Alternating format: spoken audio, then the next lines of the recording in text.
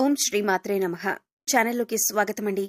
తులారాశి వారు పేదరికంతో కష్టాలు పాలు కావటానికి కారణం ఈ వస్తువులే.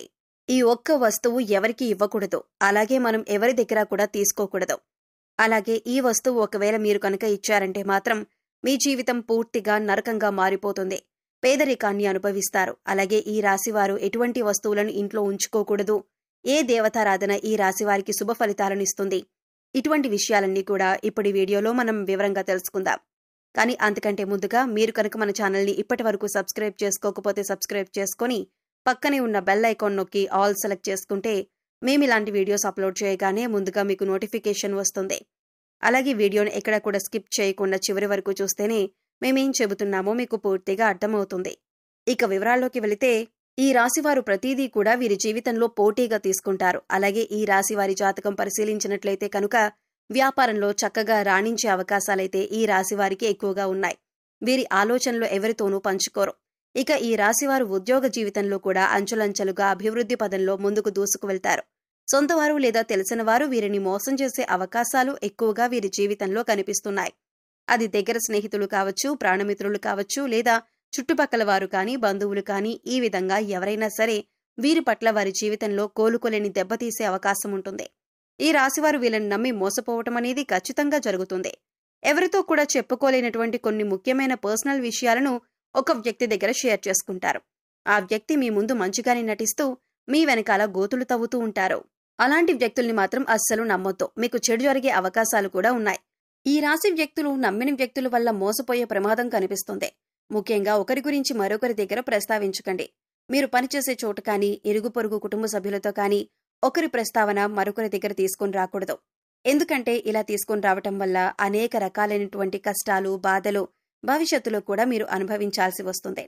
కాబట్టి ఈ అంశంలో ఖచ్చితంగా ఈ రాశి జాతకులు తగిన జాగ్రత్తలైతే తీసుకోవాలి. మీరు మానసికంగా క్షోభకి గురయ్యేటటువంటి అవకాశాలు కూడా మీ జాతకంలో కనిపిస్తున్నాయి. ఆ తర్వాత మీరు మీ యొక్క జీవితంలో వచ్చిన సమస్యలన్నింటికీ కూడా ఖచ్చితంగా మీరు పరిష్కారం కూడా కనుక్కుంటారు. సహనం కోల్పోకూడదు. ధైర్యంగా ముందుకు అడుగులు వేసి విజయం సాధించాలి. అలాంటి ధైర్యమే మీకుందే. ఇక ఈ రాశివారు అన్నింట్లో కూడా ముందే ఉంటారు. మీ యొక్క జీవిత భాగస్వామి అన్ని అంశాల్లో మీకు సపోర్ట్ చేస్తారు. అందువల్ల మీకు ఎక్కువగా అనుకూలమైన ఫలితాలు కనిపిస్తూ ఉంటాయి. ఇక మీ యొక్క వ్యాపార భాగస్వాముల వల్ల కొన్ని మనస్పర్ధలు వచ్చే అవకాశాలు ఉన్నాయి. అయితే ఈ సమయంలో ఎక్కువగా మీ కుటుంబ సభ్యులతో మీరు తగాదాలు పెట్టుకుంటారు. దానికి మీ యొక్క వ్యాపార భాగస్వాములే కారణం. కాబట్టి ఈ విషయంలో మీరు తగిన జాగ్రత్తలు తీసుకోవాల్సిన పరిస్థితి అయితే కనిపిస్తుంది. ఈ విధంగా ఈ రాశివారి జాతకం ప్రకారం వీరి జీవితంలో కొన్ని మంచి ఫలితాలు ఉంటే మరికొన్ని చెడు ఫలితాలు కూడా ఉంటాయి. జీవితం అంటే ఎప్పుడూ సాఫీగా సాగదు. కొన్ని మంచి విషయాలు, అలాగే కొన్ని చెడు విషయాలు జరుగుతూ ఉంటాయి. అలాగే ప్రతి మనిషి జీవితంలో మంచి చెడులనేవి ఖచ్చితంగా ఉంటాయి. ఈ విధంగా అయితే ఈ రాశివారి జాతకంలో కూడా కనిపిస్తూ ఉన్నాయి. ఈ రాశివారు ఈ వస్తువుని మాత్రం ఎవ్వరికీ అస్సలు ఇవ్వకూడదు. ఒకవేళ మీరిచ్చారంటే మాత్రం ఏరి కోరి కష్టాల్ని కొని తెచ్చుకున్నట్టే అవుతుంది.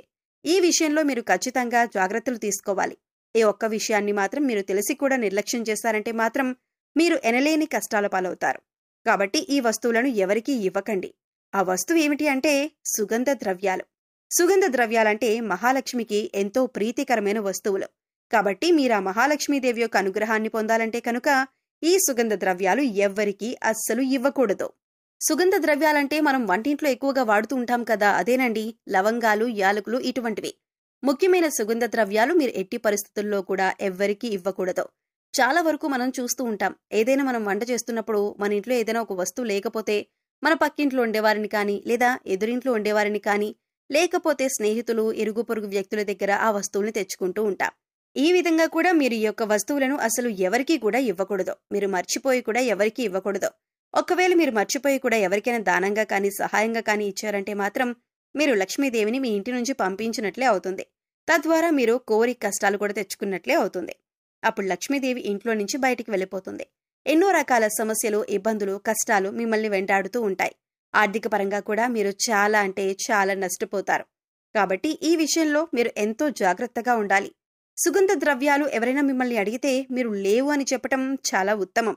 అది మీకు చాలా మంచిదే. అంతేకాని మొహమాటానికి పోయి మీరు గనక లవంగాలు, యాలకులు ఎవరికైనా ఇచ్చారంటే ఖచ్చితంగా మీరు ఆర్థిక సమస్యలు, అప్పుల బాధలు, అలాగే కుటుంబ సమస్యలను ఎదుర్కోవాల్సి ఉంటుంది. కాబట్టి ఈ రాశివారు ఈ విషయంలో చాలా జాగ్రత్తలు తీసుకోవాలి. పగిలిపోయిన విరిగిపోయిన దేవుని పటాలు, చిరిగిపోయిన పాత బట్టలు, పగిలిపోయిన అద్దం, ఆగిపోయిన గడియారం, ఇటువంటి వస్తువులు ఇంట్లో ఉండటం వలన నెగిటివ్ ఎనర్జీ వస్తుంది. కాబట్టి ఇటువంటివి ఉంటే వెంటనే తీసి బయటపడేయండి. అలాగే కొంతమంది అల్మరాలో వస్తువులు తీస్తారు, ఆ తర్వాత వాటి తలుపులు వేయరు. జస్ట్ అలా తలుపు ముందుకు వేసి ఓపెన్ చేసి పెట్టేస్తారు. ఇలా చేస్తే కనుక నీళ్లు ఏ విధంగా అయితే చేతుల నుండి జారిపోతాయో ఆ విధంగా మీ డబ్బులనేవి ఖర్చయిపోతూ ఉంటాయి.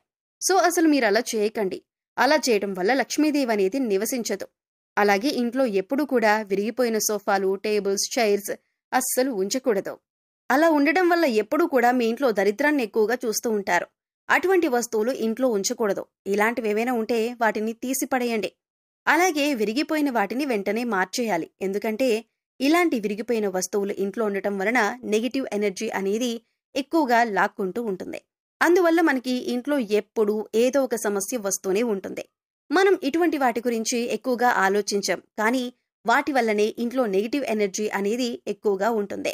సో విరిగిపోయినవి ఏవైనా ఉంటే వెంటనే వాటిని మార్చుకుంటే సరిపోతుంది. అలాగే ఆగిపోయిన గడియారం అనేది ఏదైతే ఉంటుందో అటువంటి గడియారాన్ని అస్సలు ఇంట్లో ఉంచకూడదు. వెంటనే వాటిని బాగు చేయించుకోవాలి.